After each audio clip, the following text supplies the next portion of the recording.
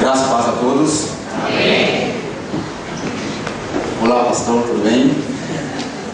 Tá logo aí em frente. Sim. Tornou minha vida fácil hoje. Não trema. Não trema que eu sou contigo, isso é de Deus. Vamos estar, com a graça de Deus, trazendo a ministração da palavra. Peço aos amados irmãos e amigos que abram suas Bíblias em Gálatas 5, 19.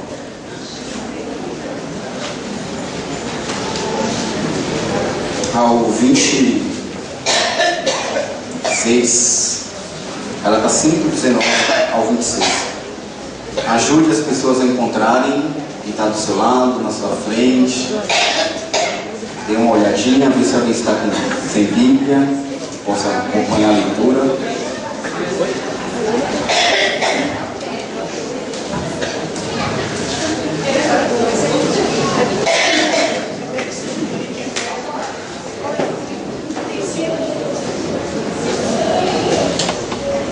Gálatas 5.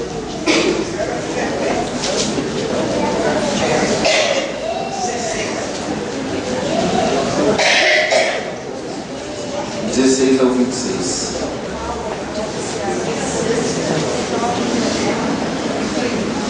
Amém? Todos se encontraram? Vamos estar lendo. Por isso digo, vivam pelo Espírito, de modo nenhum satisfarão os desejos da carne, pois a carne deseja o que é contrário ao Espírito, e o Espírito o que é contrário à carne. Eles estão em conflito um com o outro, de modo que vocês não fazem o que desejam. Mas, se vocês são guiados pelo Espírito, não estarão debaixo da lei. Ora, as obras da carne são manifestas.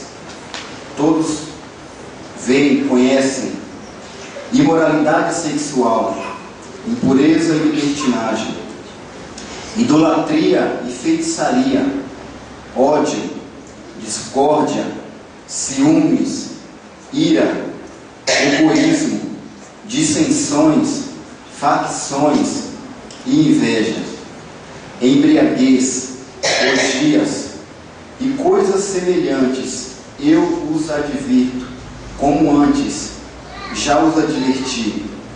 Aqueles que praticam essas coisas não herdarão o reino de Deus.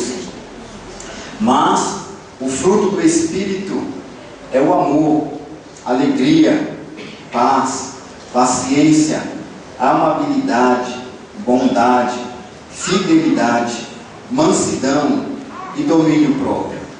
Contra essas coisas não há contraindicação, ou não há lei. Os que pertencem a Cristo Jesus crucificaram a carne com as suas paixões e os seus desejos.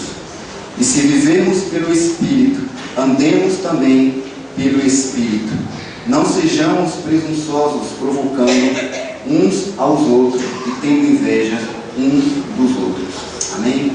Vamos nos colocar em pé, vamos estar orando neste momento.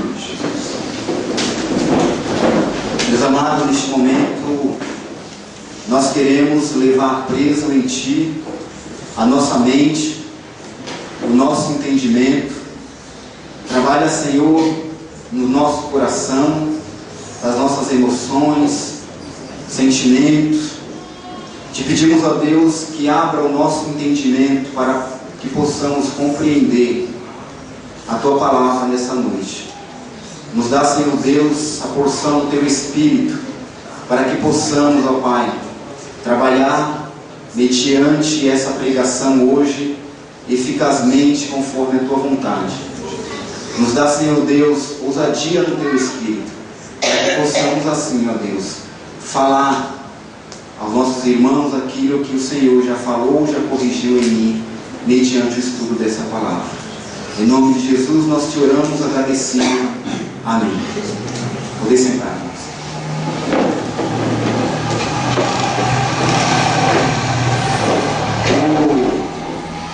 O tema que eu trago para essa mensagem, esse sermão, é as duas árvores. Jesus disse que a árvore seria conhecida pelos seus frutos, né? Se nós olharmos para uma árvore, nós podemos identificar através do fruto que tipo de árvore ela é, e através disso nós podemos ver se aquela árvore ela é boa para degustar ou não. E as duas árvores a qual a gente acabou de ler aqui, que é o título dessa mensagem, nós podemos, através do ensino que a gente tem da palavra de Deus nesta casa, ter total noção da árvore ao qual nós temos que ir para retirar frutos. É nos ensinado nas quartas, nos domingos, ou seja, nos cultos esporádicos de sábado, que nós temos escolhas e fazemos escolhas. E que mediante as árvores que são apresentadas diante de nós, nós temos a possibilidade de poder escolher que fruto nós podemos comer dessa árvore. Nós começamos lendo aqui Gálatas 5:16, onde o apóstolo Paulo trabalha com a igreja da Galácia, aquele povo chamado Gálatas. E aquele povo foi ensinado que existia também duas árvores. E não sei por que razão, mediante a partidarismo, as situações ao quais o povo estava vivendo, a falta dos ensinamentos, esse povo de repente começou a buscar frutos de uma árvore pela qual eles não foram ensinados. Muitas vezes nós estamos nesta casa ouvindo a palavra de Deus, sendo orientados, sendo exortados, sendo ensinados, mas muitas vezes nós também estamos caindo nesse mesmo erro. Nós temos ido buscar frutos justamente naquela árvore ao qual nós aprendemos que não deveríamos recolher frutos. Foi a questão de Eva. Eva tinha lá o fruto do conhecimento do bem e do mal. E foi colocado diante dela toda uma série de outros frutos, ao qual ela poderia comer à vontade. Mas a palavra nos orienta que um dia Satanás, o inimigo das nossas almas, chegou a Eva e disse: olha, quem falou para você que não pode comer da árvore daquele fruto? Foi Deus. Mas sabe por que Ele não quer que você coma daquele fruto?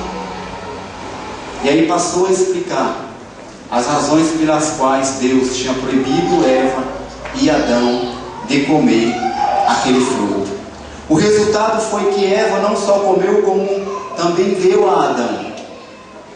E aí, hoje sim, nos encontramos diante dessa circunstância, ao qual o pecado que começou lá na frente, através de olhar para aquela árvore e desejar o fruto daquela árvore, toda a raça humana foi condenada a viver debaixo do pecado e da lei. Mas para que a gente possa dar início, eu quero trazer a definição do que é carne. Carne, ao qual Paulo fala aqui na Bíblia, a qual a Bíblia nos ensina, se dá pelo grego sarx, que é a carne, é denotada simplesmente a nossa natureza humana, a natureza terrena dos seres humanos, separada da influência divina, e por essa razão inclinada ao pecado e à oposição a Deus. Muitas vezes nós temos aí o dicionário evangeliquez de falar da carne, que vivemos na carne, e muitas vezes a gente não tem a devida noção do que significa.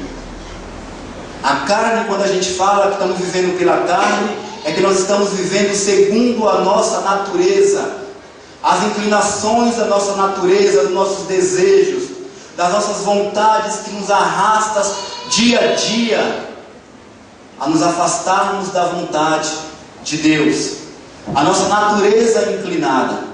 E nós começamos lendo aqui o primeiro ponto, são os frutos ao qual Paulo ensinou aquele povo da Galácia, aos irmãos gálatas, que eles não deveriam comer porque haveria uma consequência. E os frutos são, em primeiro lugar, são os frutos sensuais. Quais são os frutos sensuais? Prostituição, que é um termo geral para imoralidade sexual. Lascívia, que indica audácia nesse tipo de vida, de impureza, que inclui toda sorte de corrupção sexual. É a prostituição, a imoralidade e lascívia. Em segundo lugar, vem os pecados religiosos, que é idolatria e devoção a ídolos, e feitiçaria, que significa a administração de drogas e porções mágicas. Em terceiro lugar, Paulo vai nos indicando um grupo de frutos da carne que abrange pecados do temperamento, que são inimizades, porfias, dissensões, facções, inveja, ira, embriaguez e orgias. Pecados sexuais, pecados religiosos e pecados de natureza do nosso temperamento, do nosso relacionamento. Quando nós somos inclinados pela nossa natureza terrena pecaminosa, mediante a levar a nossa vida pela carne, pela nossa natureza e pelos nossos desejos, esses são os frutos pelas quais nós comemos. Comendo este tipo de fruto, pode ter certeza que haverá sempre uma consequência. Seja na área sexual, nós vemos aí as doenças sexualmente transmissíveis. AIDS, por exemplo, uma doença incurável.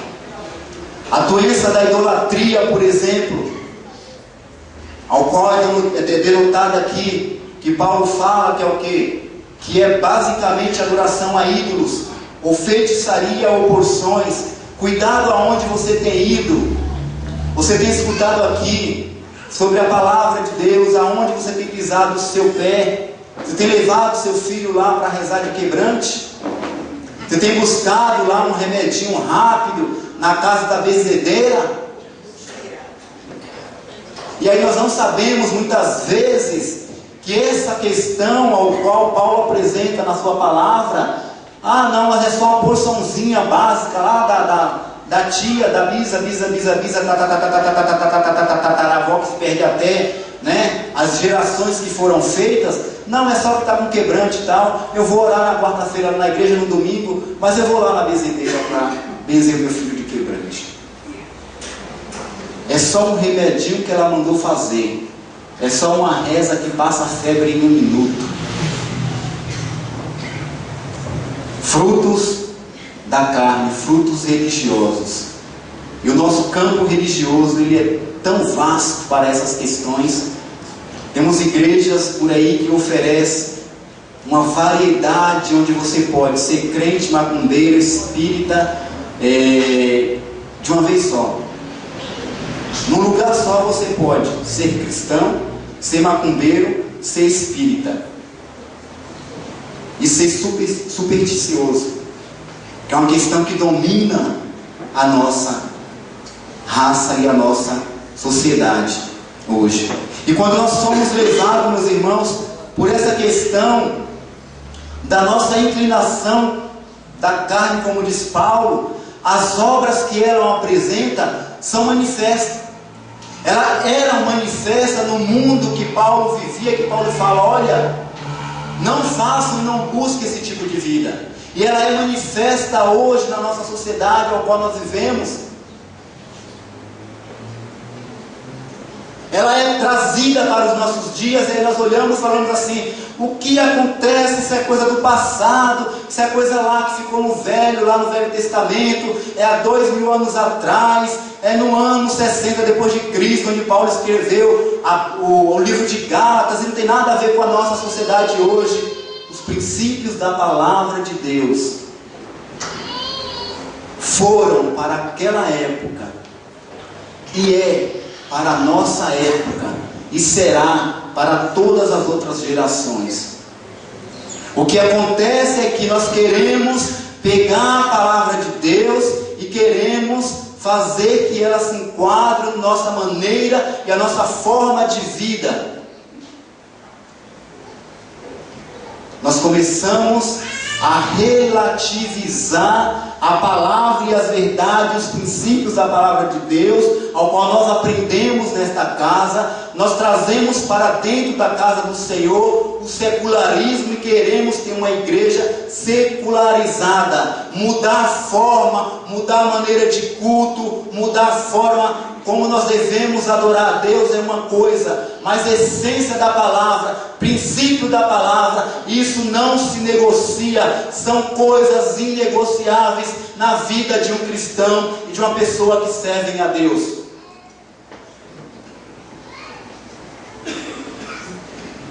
Exemplo: temos a internet ao nosso favor, o mundo globalizado, aleluia, tudo muito rápido ao nosso alcance. Temos o Facebook.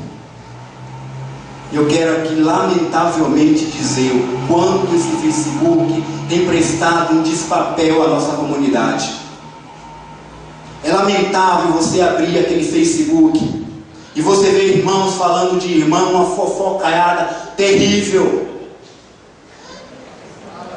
No Facebook nós temos conhecido várias árvores, porque são apresentadas ali os frutos dessas árvores. Lamentável colocada lá em primeira página no Facebook, os lugares onde pessoas que trabalham na casa do Senhor, que estão debaixo da palavra do Senhor, colocam lá explicitadamente, lá eu fui a não sei aonde, apresentam os galões de vinho que tomam.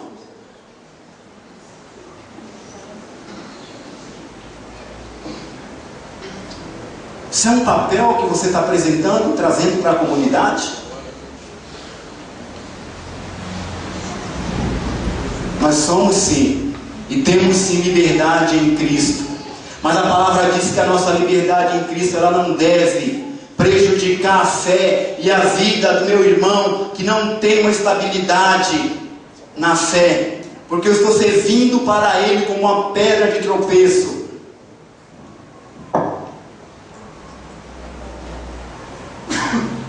Eu deixo com a minha liberdade que eu entendo da palavra de Deus, com o meu conceito autoformado, com tudo que eu aprendo nesta casa.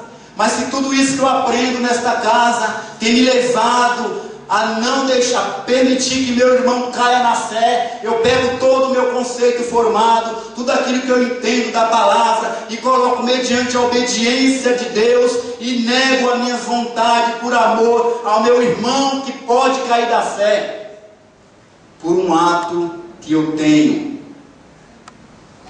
Obras da carne. Você tem liberdade sim, mas deixe que essa liberdade não tire do outro também a liberdade de adorar e de servir a Deus, meus queridos.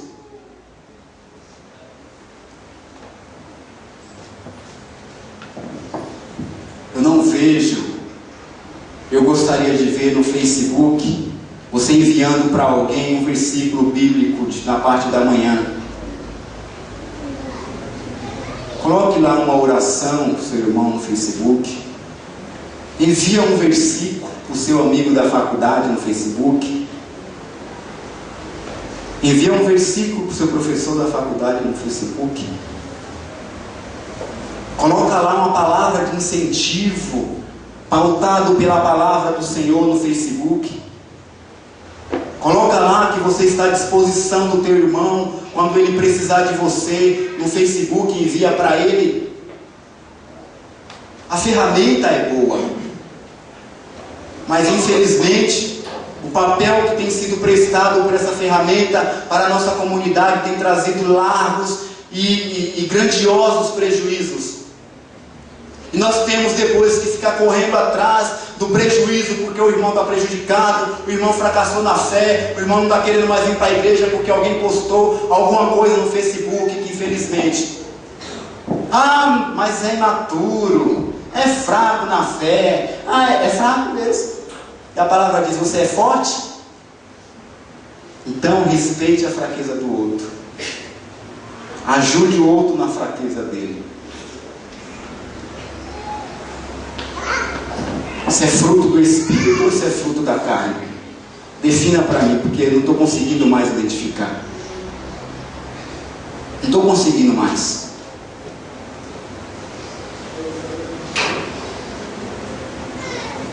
As obras que estão sendo apresentadas, manifestas na carne, estão sendo reveladas para nós. O quanto nós temos que trabalhar nesta casa para arrumar as coisas que estão sendo desarrumadas. E o quanto muitas vezes a maturidade de alguns, infelizmente, está trazendo prejuízo para muitos outros. Tiago diz que cada um, porém, é tentado pelo próprio mau desejo, sendo por este arrastado e seduzido. Então esse desejo, tendo concebido, dá à luz o pecado. E o pecado, após ter se consumado, gera a morte. Tem muitos grávidos dos maus desejos. E aí, depois de tanto longo tempo da gestação, nasce a criança. E aí você fala, ô minha irmã, nasceu, ele nasceu, como é o nome da criança? É carnalidade, minha querida. O nome da criança é carnalidade. E aí você cuida de carnalidade. E aí você vai fazendo carnalidade crescer. E aí você vai alimentando carnalidade. E aí carnalidade vai crescendo. E aí carnalidade vai tomando espaço na sua vida. E aí carnalidade mata você na sua fé, no seu andar com Deus. Criou uma cobra na sua própria vida. Ninguém ao ser tentado diga que é tentado por Deus, diz a parte A do versículo. Mas porque Deus a ninguém tenta. E aí ele conclui dizendo que cada um é tentado pelos seus seduzidos, pelos seus próprios maus desejos, desejos da carne que tem alimentado muitos de nós aqui dentro da nossa casa. Eu não vou falar da casa dos outros porque eu não conheço. Eu tenho que falar da minha casa que eu conheço, meus irmãos e meus amados.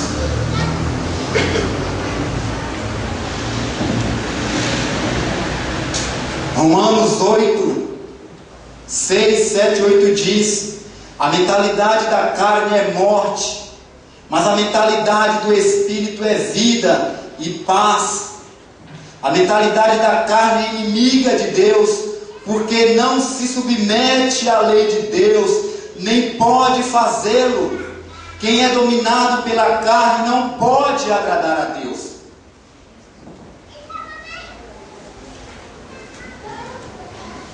Por quê?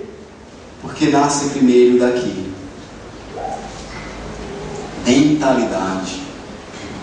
Nasce primeiro na nossa mente, nas nossas fórmulas engenhosas que a gente vai construindo na mente, isso vai tomando forma em nossa vida.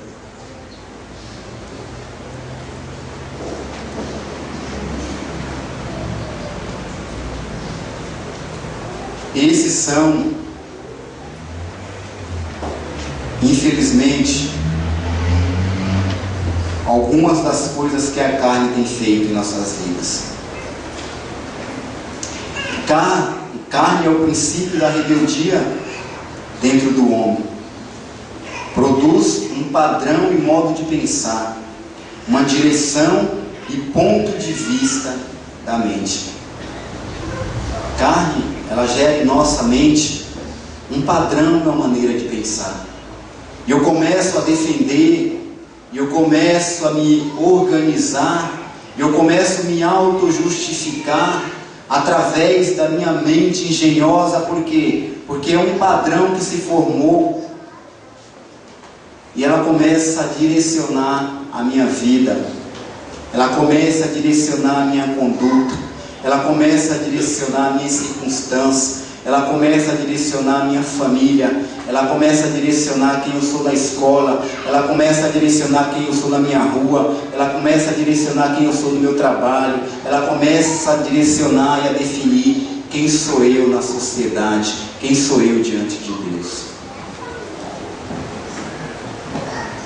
Porque estou sendo direcionado, estou sendo caminhado dia a dia, dia após dia, pela mentalidade da carne.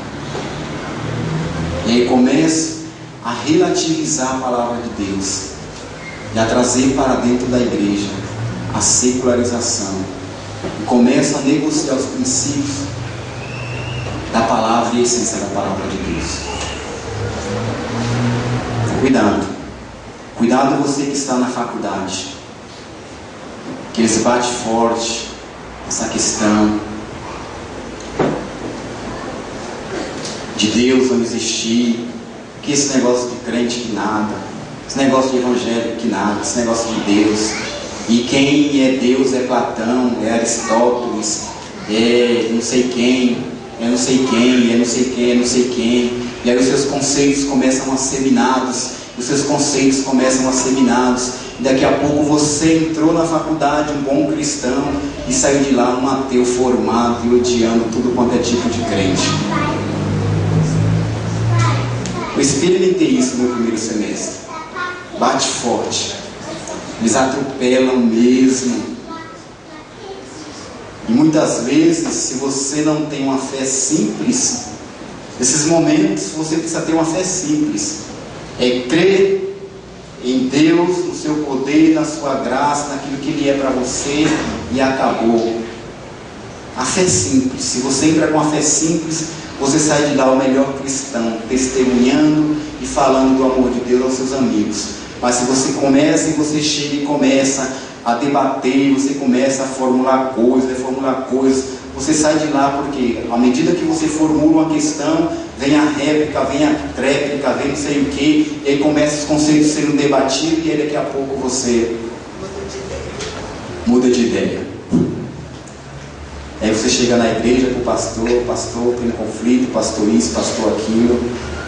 E se quando gera conflito, bem, quando você veio procurar o pastor porque tem conflito, você começou a formar na sua mente uma mentalidade ao qual não é da vontade de Deus.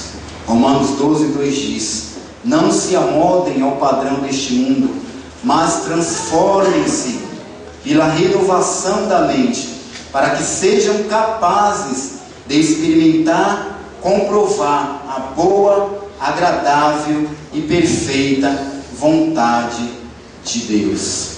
Amém? Isso são as coisas pelas quais a carne pode trazer.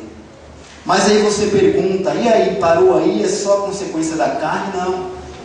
Se você ou eu está andando mediante esse princípio, esse padrão da carne, da sua natureza, dos nossos desejos, estamos sendo arrastados da presença de Deus por conta disso. Existe um antídoto. A palavra de Deus nunca nos deixa sem resposta. É como aquela questão que você fala assim: olha, só não há jeito para a morte. Você conversa com seu amigo lá que nem entende de Bíblia, e aí ele fala: só não tem jeito para a morte. Você fala: é mesmo, menino? Não tem jeito para a morte não. Nós aprendemos que tem sim. O que a palavra de Deus nos diz? O antídoto para a morte é o quê? Todos aqueles que morreram, João, todo Vamos lá, gente de Bíblia. Todo aquele que crê em mim, todo aquele que crê em mim, ainda que morra, tem jeito para a morte ou não? Tem um antídoto para a morte: Jesus. Todo aquele que crê em mim, ainda que esteja morto, viverá. Aquele que não crê, ainda que esteja vivo, morrerá. Para as obras da carne também existe um antídoto. E qual é o antídoto para as obras da carne? É o que nós lemos em seguida. São os frutos da outra árvore que Paulo olha e fala: olha, gente, meus irmãos da Galácia, tem também apresentado a vocês uma outra árvore. Olha que árvore bonita, olha que fruto que essa árvore produz. Olha aí, vocês podem deixar de se alimentar dessa árvore que está produzindo morte na vida de vocês, que tem direcionado a vida de vocês para uma escravidão, porque existe aqui hoje também uma outra árvore que apresenta um outro tipo de fruto, o fruto do Espírito. É o antídoto para as obras ou fruto da carne. E aí ele segue dizendo: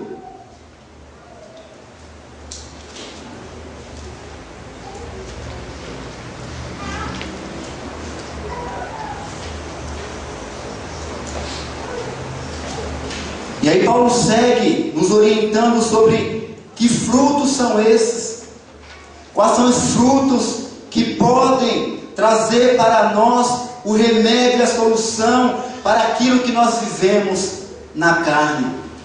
E se de um lado nós estávamos sem esperança e sem perspectiva de uma mudança de situação mediante aquilo que nós estamos vivendo hoje, se tudo que nós lemos antes é um contraste, o fruto em lugar de obras, o espírito em lugar de carne, é uma lista de virtudes atraentes e desejáveis, em lugar de uma lista feia, Paulo nos apresenta agora o fruto singular, e ele enfatiza que frutos são esses.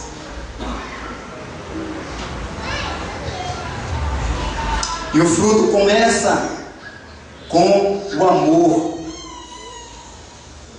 Foi aquilo que eu disse para você. Nós não somos na vida cristã obrigados a nada. Tudo na nossa vida que nós entregamos a nossa vida a Deus por livre e espontânea vontade. Se nós estamos debaixo deste reino, é porque nós quisermos estar debaixo, aceitamos estar debaixo desse reino. E se nós queremos estar debaixo deste reino, é porque existe um rei. E esse rei diz que para viver dentro desse reino, existe uma proposta diferenciada daquele outro reino ao qual nós vivíamos antes de conhecer este novo rei e esta nova vida neste reino. O amor nos indica que todos os itens dependem deste primeiro, que é o amor. É decisivo, porque eu passo a mudar as minhas atitudes, não porque eu sou obrigado, não porque o irmão me força, não porque o outro me diz alguma coisa, mas eu passo a mudar de atitude, eu passo a rever os meus conceitos, os meus comportamentos, a minha maneira de ser, a minha maneira de agir, a minha maneira de ver a vida, a minha cosmovisão, a partir dessa atitude de amor que eu tenho pelo meu irmão.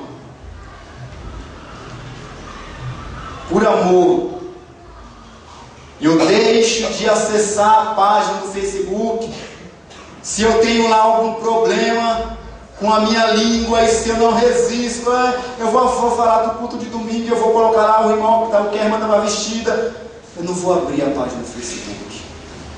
Por amor a Ti, ó Deus, eu coloco diante de Ti a minha vontade, meu desejo ardente de alfinetar a roupa daquela irmã que ela está usando domingo. Eu coloco agora diante de ti, a minha vontade é grande, mas eu vou me segurar. Oh, Senhor, me dá força, me dá graça neste momento. Você começa até a orar em línguas. Tão intenso que fica a coisa. É a luta. O apóstolo Paulo diz que existe uma luta feroz dentro da nossa velha natureza, a nossa velha inclinação para fazer o que nós fazíamos antes, e a nossa nova natureza trazida pelo Espírito de Deus agora, e a luta é enorme. É o leão tentando engolir o outro. A carne fala faz, o Espírito fala não faz, e a carne fala faz, e o Espírito fala não faz, e a carne fala faz, e o Espírito fala não faz. E aí se você falar, eu vou fazer. Quem venceu a guerra? A carne. Mas quando nós estamos inclinados pelo Espírito de Deus, pelo amor de Deus em nossas vidas, eu resisto à tentação, eu luto até o fim, para não fazer, por amor ao outro, por amor à vida do meu irmão que pode cair. Eu entendo que não é pecado, eu sei, muitas coisas que nós fazemos, irmãos, não é pecado, nós aprendemos na palavra, mas são embaraços. O autor de Hebreus nos diz isso, que aquele que está alistado para servir a determinado exército não se deve se embaraçar com as coisas do mundo. Você tem que estar focado, você tem que estar direcionado, você tem que estar naquela direção. Não é pecado, eu entendo, eu sei pela palavra, pela exegese bíblica, eu sei que não é pecado, eu li no grego, eu li no hebraico, eu li em todas as línguas que você possa imaginar e entendi que não é pecado, tudo bem. Você fez uma ótima exegese bíblica, mas se o irmão que é fraco caiu a sua exegese bíblica, o seu conhecimento bíblico, o seu arcabouço conhecedor teológico que você tem, não vale de nada. Infelizmente, não vale. Porque o outro caiu da fé pelo seu arcabouço, pelo seu total conhecimento que você tem na palavra. Onde fica o amor? O amor não é egoísta. E João diz: quem não ama não conhece a Deus, porque Deus é amor. 1 Coríntios 13:13 diz: assim permaneçam agora esses três, a fé, a esperança e o amor. O maior deles, porém, é o amor. Gálatas 5:6 diz: porque em Cristo Jesus nem circuncisão, nem incircuncisão, nem efeito algum, mas sim a fé que atua pelo amor. A nossa fé tem que ser gerida e tem que ser direcionada pelo amor a Deus. Segundo lugar, Paulo diz que fruto maravilhoso é o gozo. É o que o gozo quer dizer, a alegria, a satisfação, e é o que Cristo concede a nós que somos seguidores. João 15:11 diz: tenho-lhe dito essas palavras para que a minha alegria, o meu gozo esteja em vocês, e a alegria de vocês seja completa. E é pelo Espírito que esse gozo, que essa alegria é trazida a nossas vidas. 1 Tessalonicenses 1:6 diz: de fato, vocês se tornaram nossos imitadores e do Senhor, pois apesar de muitos sofrimentos, receberam a palavra com alegria, que vem do Espírito Santo. Romanos 14:17 diz: pois o reino de Deus não é comida nem bebida, mas justiça, paz, alegria no Espírito Santo. O terceiro fruto é paz, é o dom de Cristo. E Jesus disse isso lá em João 14:27. Deixo-lhe a paz, a minha paz lhe dou, não a dou como o mundo a dá. Não se perturbe o seu coração, não tenham medo. E inclui uma reação interior. Não andem ansiosos por coisa alguma, mas em tudo pela oração e súplica e com ações de graça apresentem seus pedidos a Deus. O relacionamento harmonioso com os outros contraste com Gálatas 5, 15 e 20. Mas se vocês se mordem e se devoram uns aos outros, cuidado para não se destruírem mutuamente. Por isso digo, vivam pelo Espírito, e de modo nenhum satisfarão os desejos da carne, pois a carne deseja o que é contrário ao Espírito, e o Espírito que é contrário à carne. Eles estão em conflito um com o outro, de modo que vocês não fazem o que desejam.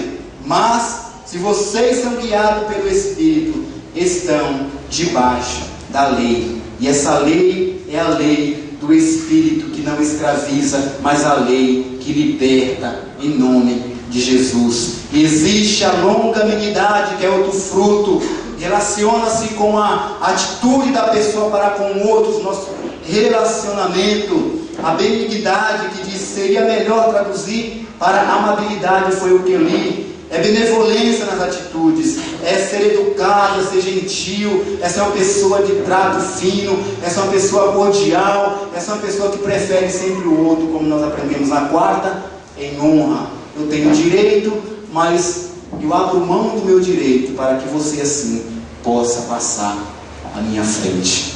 É a benignidade. A bondade, que é uma probidade da alma, aborrece o mal, é uma honestidade definida, motivações de conduta. A fidelidade, que é traduzida aqui como lealdade. Tito diz, Tito 2,10, a não roubá-los, mas a mostrarem que são inteiramente dignos de confiança, para que assim tornem atraentes em tudo o ensino de Deus, nosso Salvador. Mansidão é a questão aí desculpa a palavra, do corno manso, né? O que será? Porque ele não reage?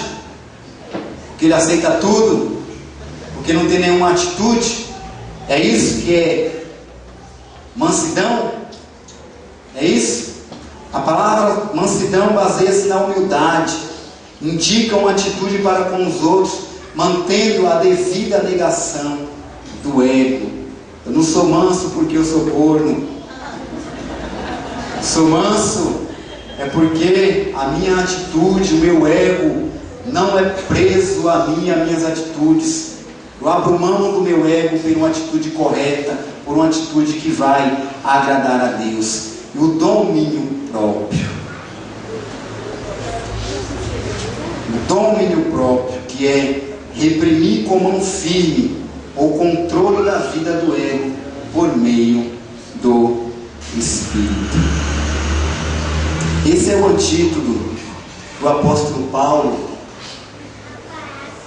apresentou para os irmãos da Galácia e que deixou para que nós também pudéssemos aprender e para que pudéssemos também estar trazendo aqui nessa noite.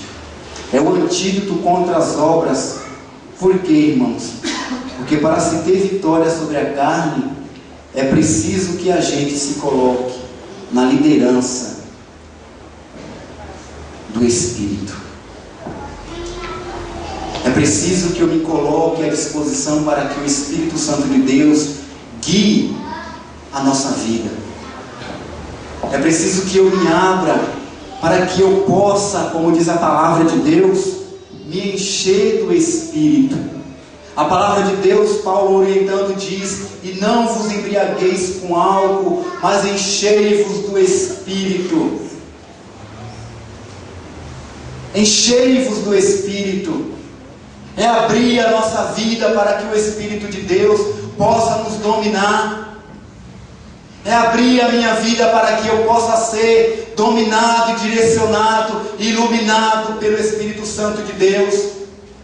É abrir a minha vida para que eu possa ser corrigido, ademoestado pela palavra de Deus e pelo Espírito Santo de Deus.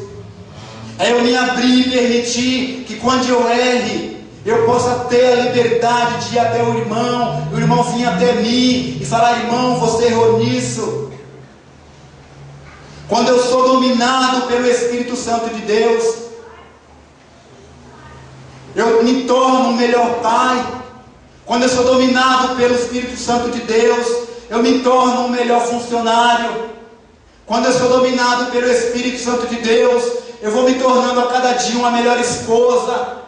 Quando eu me abro para o domínio do Espírito Santo de Deus, eu me torno cada dia um melhor filho, um melhor aluno. Quando eu me abro para ser dominado, direcionado pelo Espírito Santo de Deus, eu me torno um melhor servo, porque não é mais a minha vontade que permanece, mas é a vontade de Deus na minha vida, porque eu passo a me inclinar debaixo da obediência, da vontade de Deus na minha vida.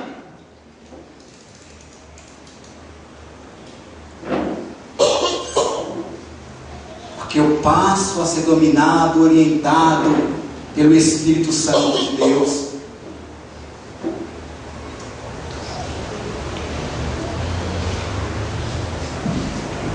Qual foi o último hino que nós cantamos aqui? Centro da tua vontade. Olha que lindo. E é neste lugar que eu quero, que eu desejo estar, e é neste lugar que eu quero habitar, e é neste lugar que eu posso descansar. Aonde que eu posso descansar? É no centro da tua vontade. Está lá na primeira linha. Eu só posso achar descanso para a minha alma que busca no mundo e que busca na satisfação da carne uma saída, uma solução, suprir um desejo.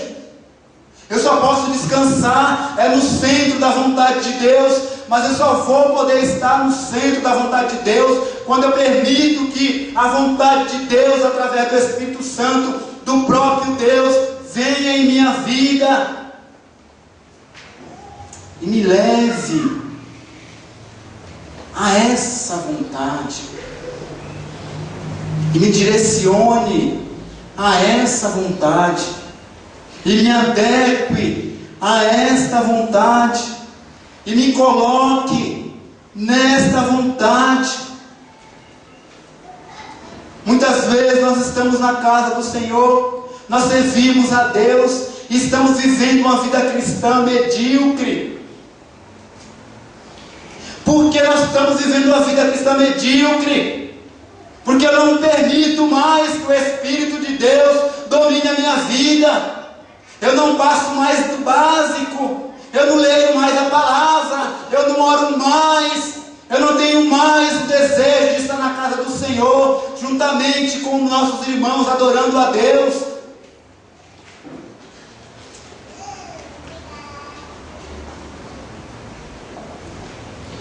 E aí eu me torno um cristão medíocre. Medíocre é uma vida cristã mediana. Não passa daquilo. Nada acontece na minha vida. Eu não vivo nada. Tudo está ruim. Que vontade de sumir daqui. Sabe por quê? Porque a água que você está bebendo não é a água do Espírito que jorra para a vida eterna. A água que muitos de nós estamos bebendo é a água ao qual Isaías lá diz que é de fonte rota. É uma água que logo se acaba e a sede permanece. E Deus fala: olha que o meu povo está buscando água numa fonte rota e esquece o manancial de água viva. Água limpa, água boa que vai matar a sede. Estão deixando esta água de lado, estão buscando água numa fonte rota, água lamenta, água barrenta, água saloba. mas logo do lado está a água límpida, a água que jorra para a vida.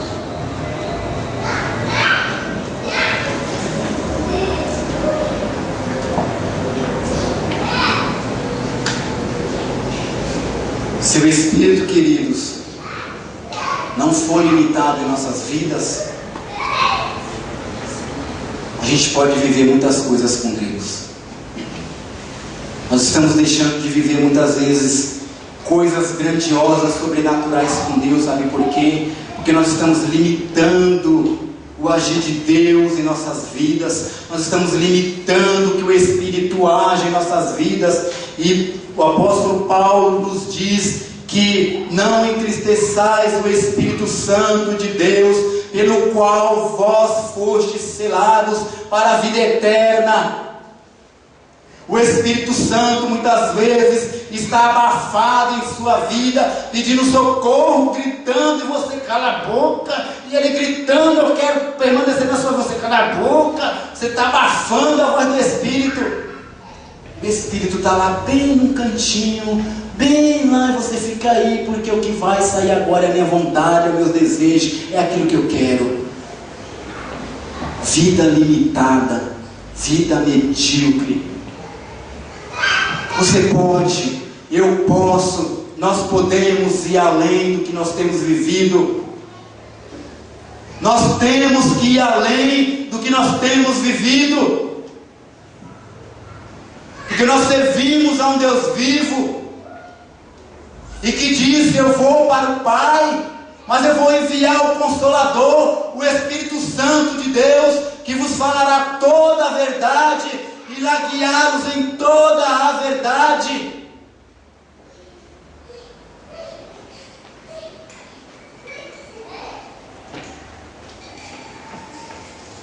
Temos total condição de ir além, porque temos em nossas vidas o pendor, o penhor do Espírito que foi derramado em nossas vidas. E Paulo diz: enchei-vos desse Espírito. Não há contraindicação em encher do Espírito, mas ele diz: olha, cuidado com o vinho que embriaga, você faz coisas que depois você nem mesmo lembra o que aconteceu. Mas o Espírito se encha, se esbalde, deixe derramar, deixe transparecer.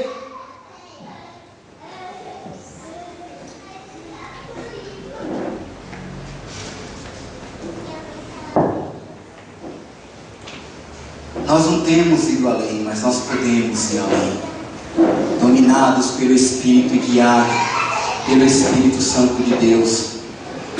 Porque se nós somos dirigidos pelo Espírito Santo, isso significa que nós seremos cada dia, queridos, de glória em glória, de vitória em vitória, tendo domínio sobre a vontade, os desejos da carne, que é a nossa velha natureza.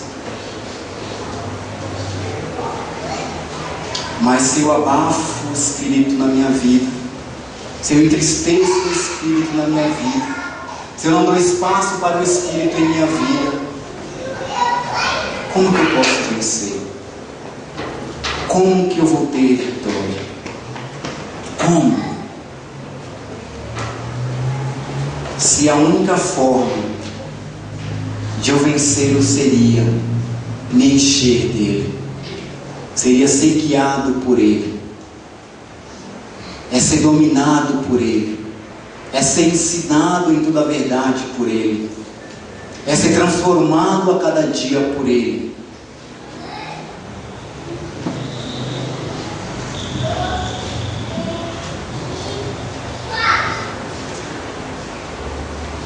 Romanos 8,4 diz assim: a fim de que as justas exigências da lei fossem plenamente satisfeitas em nós, que não vivamos segundo a carne, mas segundo o Espírito. Aqueles que são verdadeiramente de Cristo devem ser como Ele, como Cristo, na participação da cruz. Como que eu vou ser participante da cruz de Cristo, deixando cada dia a nossa própria vida, pegando a nossa cruz e seguindo a Jesus, dominado e guiados pelo Espírito Santo de Deus. É dessa forma que a minha participação com Cristo na cruz, porque se vivemos com Cristo na morte, com Cristo também iremos ser ressuscitados com Ele. Mas se nós queremos apenas viver uma vida segundo a nossa carne, segundo os nossos desejos, como que eu espero que a vida de Cristo se manifeste em mim?